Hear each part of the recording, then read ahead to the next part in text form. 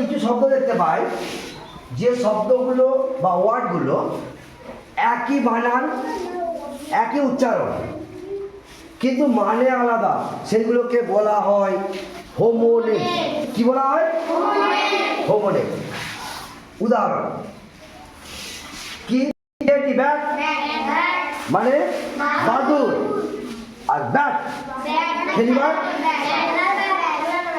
Right, আড়াই গেছি, right, ঠিক, আড়াই গেছি, রাইট মানে ডান দিকে। ডিএটি, ডেট, ডেট মানে খেজুর, আর ডিএটি, ডেট মানে ডানে। Good. I R O N, iron, ইস্ত্রি করে, জামার উপর ইস্ত্রি হয়। আয়রন, আই লোহা। গুড।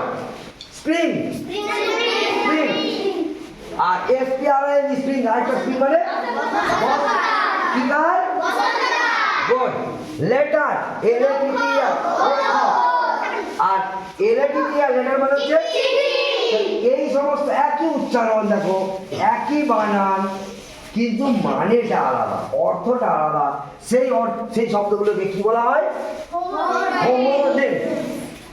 ক্লিয়ার হয়েছে? হোমোনিম।